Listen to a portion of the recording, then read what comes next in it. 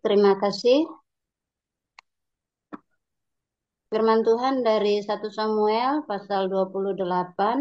Demikian bunyi firman Tuhan. Pada waktu itu orang Filistin mengerahkan tentaranya untuk berperang melawan orang Israel. Lalu berkatalah Akis kepada Daud, "Ketahuilah baik-baik bahwa engkau beserta orang-orangmu harus maju berperang bersama-sama dengan aku dalam tentara." Jawab Daud kepada Akis, "Baik, engkau engkau akan tahu apa yang dapat diperbuat hambamu ini." Lalu Akis berkata kepada Daud, "Sebab itu aku mengangkat engkau menjadi pengawalku sendiri sampai selamanya. Adapun Samuel sudah mati. Seluruh orang Israel sudah meratapi dia dan mereka telah menguburkan dia di Rama, di kotanya. Dan Saul telah menyingkir dari dalam negeri para pemanggil arwah dan roh peramal." Orang Filistin itu berkumpul, lalu bergerak maju dan berkemah dekat Sunem. Saul mengumpulkan seluruh orang Israel, lalu mereka berkemah di Gilboa. Ketika Saul melihat tentara Filistin itu, maka takutlah ia dan hatinya sangat gemetar. Dan Saul bertanya kepada Tuhan, tetapi Tuhan tidak menjawab dia, baik dengan mimpi, baik dengan Urim, baik dengan perantaraan para nabi. Lalu berkatalah Saul kepada para pengawalnya, "Carilah bagiku seorang perempuan yang sanggup memanggil arwah, maka aku hendak pergi kepadanya dan meminta petunjuknya." Para pegawainya menjawab dia, "Di Endor ada seorang perempuan yang sanggup memanggil arwah." Lalu menyamarlah Saul, ia mengenakan pakaian lain dan pergilah ia dengan 2 orang. Ketika mereka pada waktu malam sampai kepada perempuan itu, berkatalah Saul, "Cobalah engkau menenung bagiku dengan perantaraan arwah, dan panggillah supaya muncul kepadaku orang yang akan kusebut kepadamu." Tetapi perempuan itu menjawabnya, "Tentu engkau mengetahui apa yang diperbuat Saul, bahwa ia telah melenyapkan dari dalam negeri para pemanggil arwah dan roh peramal. Mengapa engkau memasang jerat terhadap nyawaku untuk membunuh aku?" Lalu bersumpahlah Saul kepadanya demi Tuhan, katanya, "Demi Tuhan yang hidup, tidak akan ada kesalahan tertimpa kepadamu karena perkara ini." Sesudah itu bertanyalah perempuan itu, "Siapakah yang harus kupanggil supaya muncul kepadamu?" Jawabnya, "Panggillah Samuel supaya muncul kepadaku."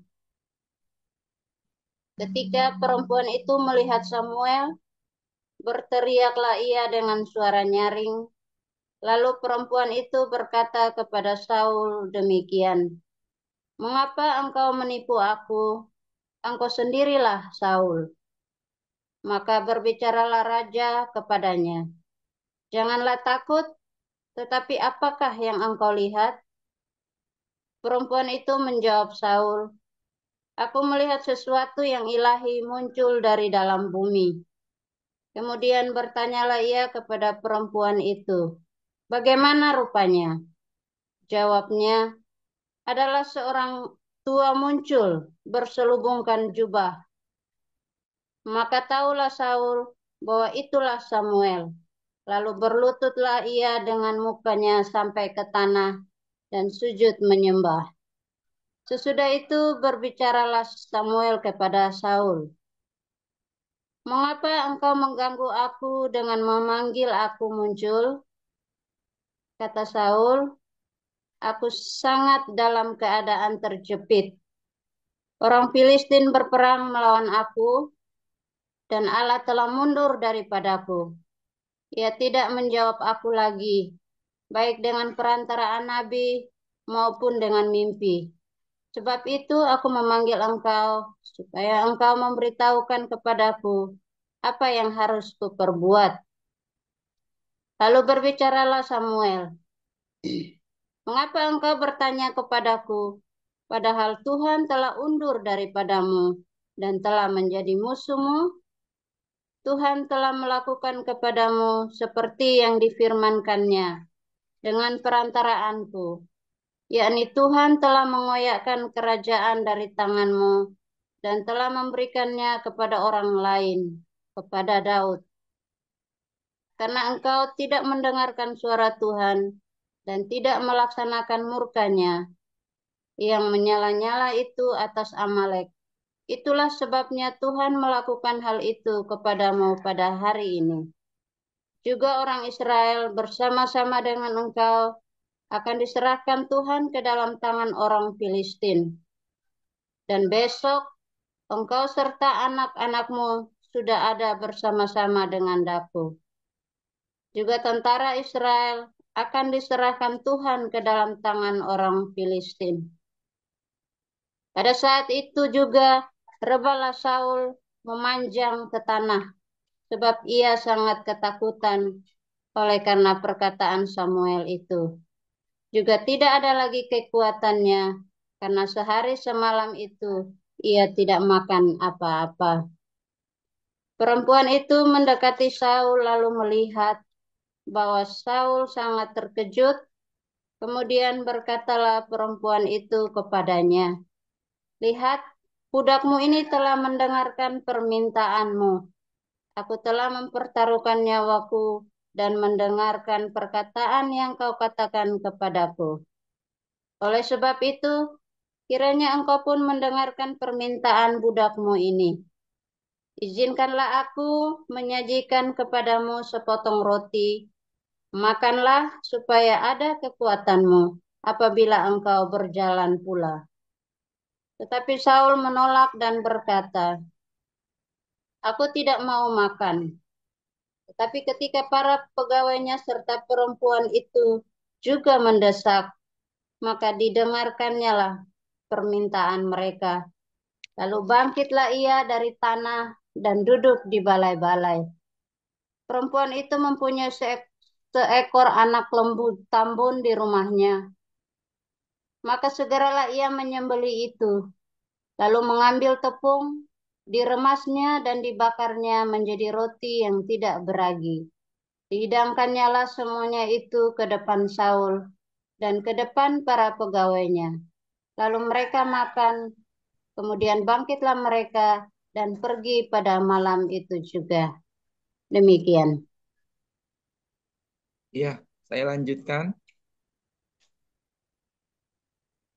Paulus datang juga ke Derbe dan ke Listra. Di situ ada seorang murid bernama Timotius. Ibunya adalah seorang Yahudi dan telah menjadi percaya. Sedangkan ayahnya seorang Yunani. Timotius ini dikenal baik oleh saudara-saudara di Listra dan di Ikonium. Dan Paulus mau supaya dia menyertainya dalam perjalanan. Paulus menyuruh menyunatkan dia karena orang-orang Yahudi di daerah itu. Sebab setiap orang tahu bahwa bapaknya adalah orang Yunani. Dalam perjalanan keliling dari kota ke kota, Paulus dan Silas menyampaikan keputusan-keputusan yang diambil para rasul dan para penatua di Yerusalem dengan pesan supaya jemaat-jemaat menurutinya. Demikianlah jemaat-jemaat diteguhkan dalam iman dan makin lama makin bertambah besar jumlahnya. Mereka melintasi tanah Frigia dan tanah Galatia karena Roh Kudus mencegah mereka untuk memberitakan Injil di Asia. Dan setibanya di Misia, mereka mencoba masuk ke daerah Bitinia. Tetapi Roh Yesus tidak mengizinkan mereka. Setelah melintasi Misia, mereka sampai di Troas. Pada malam harinya tampaklah oleh Paulus suatu penglihatan. Ada seorang Makedonia berdiri di situ dan berseru kepadanya, katanya, "Menyeberanglah kemari dan tolonglah kami." Setelah Paulus melihat penglihatan itu, segeralah kami mencari kesempatan untuk berangkat ke Makedonia. Karena dari penglihatan itu kami menarik kesimpulan bahwa Allah telah memanggil kami untuk memberitakan Injil kepada orang-orang di sana. Lalu kami bertolak dari Troas dan langsung berlayar ke Samotrake, dan keesokan harinya tibalah kami di Neapolis. Dari situ kami ke Filipi, kota pertama di bagian Makedonia ini, suatu kota perantauan orang Roma. Di kota itu kami tinggal beberapa hari. Pada hari Sabat kami keluar pintu gerbang kota. Kami menyusur tepi sungai dan menemukan tempat sembahyang Yahudi yang sudah kami duga ada di situ. Setelah duduk, kami berbicara kepada perempuan-perempuan yang ada berkumpul di situ. Seorang dari perempuan-perempuan itu yang bernama Lydia turut mendengarkan. Ia seorang penjual kain ungu dari kota Tiatira yang beribadah kepada Allah. Tuhan membuka hatinya sehingga ia memperhatikan apa yang dikatakan oleh Paulus. Sesudah ia dibaptis bersama-sama dengan seisi rumahnya, ia mengajak kami, katanya, "Jika kamu berpendapat bahwa aku sungguh-sungguh percaya kepada Tuhan, marilah menumpang di rumahku." Ia mendesak sampai kami menerimanya. Pada suatu kali ketika kami pergi ke tempat sembahyang itu, kami bertemu dengan seorang hamba perempuan yang mempunyai roh tenung. Dengan tenung dengan tenungan-tenungannya, tuan-tuannya memperoleh penghasilan besar. Ia mengikuti Paulus dan kami dari belakang sambil berseru, katanya, "Orang-orang ini adalah hamba Allah yang maha tinggi. Mereka memberitakan kepadamu jalan kepada keselamatan." Hal itu dilakukannya beberapa hari lamanya. Tetapi ketika Paulus tidak tahan lagi akan gangguan itu, ia berpaling dan berkata kepada roh itu, "Demi nama Yesus Kristus, aku menyuruh engkau keluar dari perempuan ini." Seketika itu juga keluarlah roh itu. Ketika tuan-tuan perempuan itu melihat bahwa harapan mereka akan mendapat penghasilan lenyap, mereka menangkap Paulus dan Silas, lalu menyeret mereka ke pasar untuk menghadap penguasa. Setelah mereka membawa keduanya menghadap pembesar-pembesar kota itu, berkatalah mereka, katanya, "Orang-orang ini mengacau kota kita ini karena mereka orang Yahudi dan mereka mengajarkan adat istiadat yang kita sebagai orang Rom tidak boleh menerimanya atau menurutinya."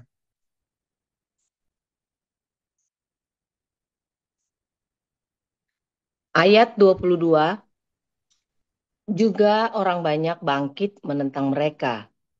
Lalu pembesar-pembesar kota itu menyuruh mengoyakkan pakaian dari tubuh mereka dan mendera mereka.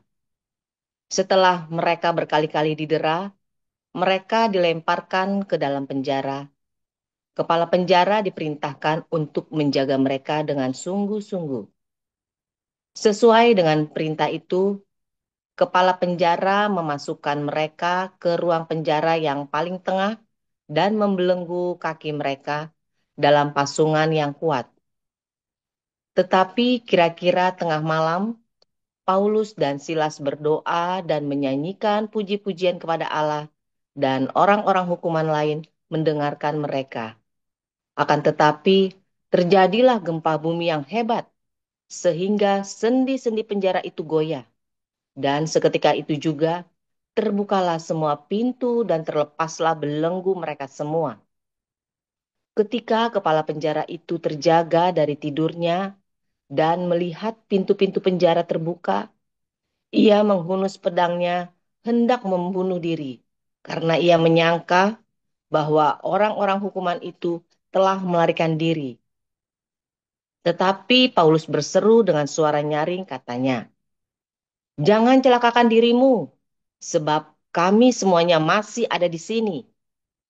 Kepala penjara itu menyuruh membawa suluh, lalu berlari masuk, dan dengan gemetar tersungkurlah ia di depan Paulus dan Silas. Ia mengantar mereka keluar sambil berkata, Tuan, Tuan, apakah yang harus aku perbuat supaya aku selamat? Jawab mereka, percayalah kepada Tuhan Yesus Kristus dan engkau akan selamat. Engkau dan seisi rumahmu.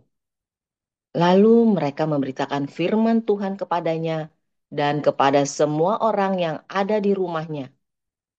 Pada jam itu juga, kepala penjara itu membawa mereka dan membasuh bilur mereka. Seketika itu juga ia dan keluarganya memberi diri dibaptis. Lalu ia membawa mereka ke rumahnya dan menghidangkan makanan kepada mereka. Dan ia sangat bergembira bahwa ia dan seisi rumahnya telah menjadi percaya kepada Allah. Setelah hari siang, pembesar-pembesar kota menyuruh pejabat-pejabat kota pergi kepada kepala penjara dengan pesan, lepaskanlah kedua orang itu. Kepala penjara meneruskan pesan itu kepada Paulus. Katanya, pembesar-pembesar kota telah menyuruh melepaskan kamu. Jadi, keluarlah kamu sekarang dan pergilah dengan selamat. Tetapi Paulus berkata kepada orang-orang itu, tanpa diadili mereka telah mendera kami, warga negara Roma di muka umum, lalu melemparkan kami ke dalam penjara. Sekarang mereka mau mengeluarkan kami dengan diam-diam? Tidak mungkin demikian. Biarlah mereka datang sendiri dan membawa kami keluar. Pejabat-pejabat itu menyampaikan perkataan itu kepada pembesar-pembesar kota. Ketika mereka mendengar bahwa Paulus dan Silas adalah orang Rum, maka takutlah mereka. Mereka datang minta maaf, lalu membawa kedua rasul itu keluar dan memohon supaya mereka meninggalkan kota itu. Lalu mereka meninggalkan penjara itu dan pergi ke rumah Lydia. Dan setelah bertemu dengan saudara-saudara di situ dan menghiburkan mereka, berangkatlah kedua rasul itu. Demikianlah sabda Tuhan. Terima kasih para rektor, pada Ibu Ibu Melda, Pak Krul Menik dan Ibu Rimah ya. Dan tiba saatnya kita akan mendengarkan renungan pagi hari ini yang akan disampaikan oleh Pastor Paul. Judulnya Pesugihan. Silahkan Pastor.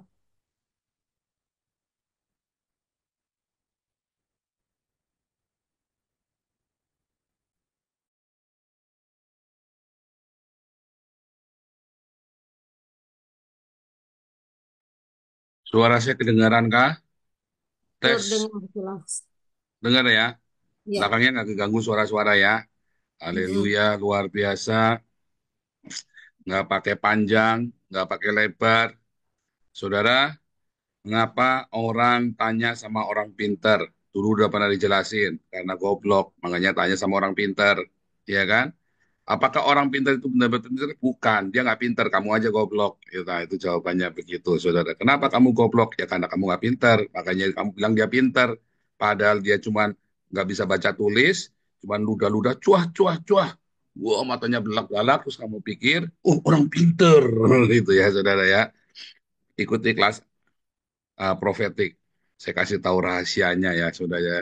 Rahasianya orang pintar yang ternyata goblok. Nggak lebih pintar daripada kalian. Mengapa orang suka pengen tahu, saudara? Toh tetap sial. Kamu tidak akan bisa menghindari sial. Oh bisa, Pak. Katanya kalau pakai ini, pakai baju ini, pakai warna. Oh iya, kamu hanya menunda sial. Tetap datang, saudara. Mengapa? Karena alam semesta ini dibangun dengan sebuah keseimbangan. Jadi kalau kamu nih, harus kamu nih mati nih, silakan nih, sebentar lagi nih.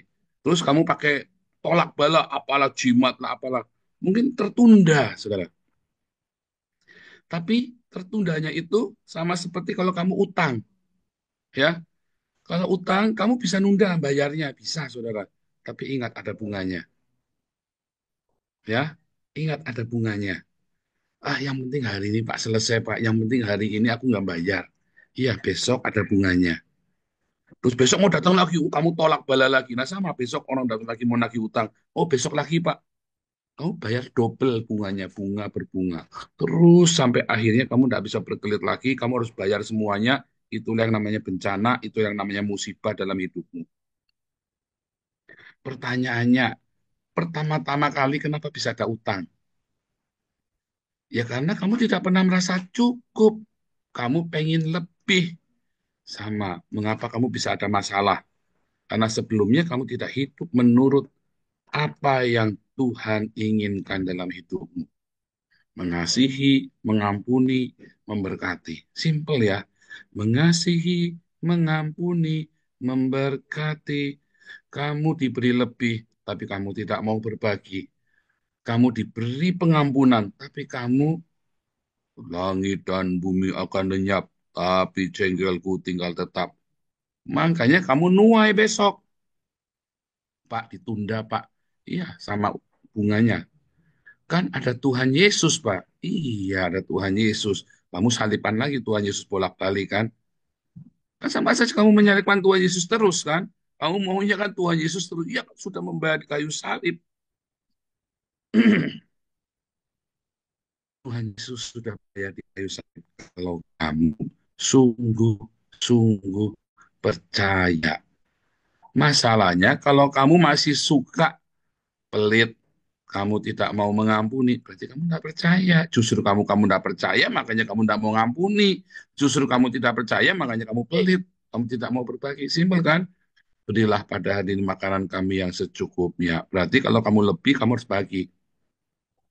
Janjiannya kan secukupnya. Oh, salah itu, kata Pak Topik. Itu salah itu, bukan makanan secukupnya. Our daily bread. Iya, kamu kan mintanya daily bread. Tapi kan Tuhan tidak kasih kamu daily, kasihnya monthly kan. Jeder langsung banyak kan. Setiap hari kamu dikasih 1 bulan rotinya tuh, bukan 1 hari. Artinya yang 29 hari kamu bagi ke orang lain. Tapi kamu kan nggak mau bagi kan? Akhirnya jadi penyakit. Kamu seharusnya ampunilah kami seperti kami mengampuni orang bersalah pada kami. Tapi kamu nggak mau ngampuni, bagaimana kamu dikampuni? Akhirnya kamu jatuh dalam pencobaan. Lepaskanlah kami dari yang jahat. Nggak bisa, kamulah yang mengundang pencobaan, kamulah yang masuk di dalam kejahatan. Simpel ya hukumnya ya. Jadi kamu terlibat di dalam hutang roh itu, saudara. Yaitu apa? Ya dosa-dosamu yang harus kamu tuai. Semua bencana yang terjadi ketika suamimu tiba-tiba meninggalkanmu, ketika orang-orang tiba-tiba memusuhimu, ketika kamu bangkrut. Kamu jangan pikir bangkrut itu karena Tuhan. Ayub itu bangkrut, saudara ya. Kamu pikir itu Ayub itu bangkrut itu karena Tuhan, saudara. Anak-anaknya mati karena Tuhannya enggak, saudara. Tiap hari anaknya nyumpain Tuhan sambil gedek, saudara. Daud kan cuman apa sih, Ayub kan cuma mendoakan kali-kali aja nanti ya Tuhan ngampuni, barangkali dia nyumpain Tuhan tadi malam mabuk-mabukan ya saudara ya. Sampai jangan salahkan Tuhan, nyumpain Tuhan tiap hari. Setiap hal yang terjadi dalam hidup kita akhirnya aduh kena borok kan saudara ya, itu karena stres. Saya tuh kalau stres saudara ya terus pada gatel-gatel, makanya saya pesan sama itu ya, sama Bu Marjuni Pulianti, bawain salep itu yang gatal khusus itu. Saya begitu kena itu 2 hari sembuh saudara ya. Gatal-gatal itu ya. Kalau saya ada apa sampai itu yang mesti mulai itu gatal-gatal. Nah, Ayub itu mengalami gatal-gatal yang seluruh badannya itu ya ada gatal yang sampai korengan semua itu ya karena stres. Saudara. Semua itu ada terus habis ini habis itu. Dan kalau kamu tunda masalahmu saudara, lama-lama jadi bencana. Tetapi yang ketika bencana datang pun kamu tetap setia sama Tuhan. Karena Tuhan bekerja dalam segala sesuatu untuk mendatangkan kebaikan bagi orang yang mengasihi Dia. Mungkin kemarin kamu kurang ajar sama Tuhan, tetapi setiap masalah dalam hidupmu kayak saya kurang ajar. Tapi setiap masalah itu mendatangkan kebaikan. Ya, sampai akhirnya saya ngerti, saudara. Ternyata apa yang terjadi dalam hidupku bukan karena setan, bukan karena Tuhan, karena saya kurang ajar.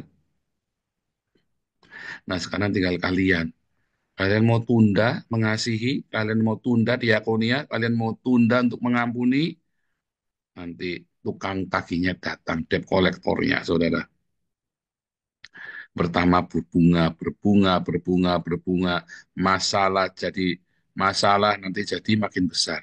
Masalah makin besar, jadilah itu sebuah insiden besar, kecelakaan. Jadi bencana, jadi musibah. Akhirnya kamu mati. Dan kamu menyatakan bandel matimu, udah dia penghakiman kamu dibuka filmnya. Ternyata jawabannya simpel. Ya, karena kita menunda. Masalah-masalah lebih baik hari ini selesai, saudara. Mendingan hari ini dihadapin. Jangan tanya orang pintar. Kalau tanya orang dukun, gunung kawi, itu cuma nunda. Nanti kamu akan menuai bencana, menuai badai. Habis kamu, saudara. Ya, jadi tidak usah dikompromikan. Ya sudah, hadapin hari itu, bilang, ya, aku berserah, aku berserah pada Yesus Juru Selamat. Aku berserah. Selesai, Tuhan. Karaktermu jadi bagus. Ya, hidupmu jadi benar. Ketika karaktermu bagus, artinya kirbat hidupmu siap untuk diberkati lebih lagi. Hadepin, saudara. Jangan lari. Hadepin. Udah, jangan kamu cari dukun, jangan takut. Seberat apapun hadapin aja. Sambil nangis kamu teriak. Ya, angkat aku Tuhan. Tolong aku Tuhan. Iya kan? Sambil nangis ya.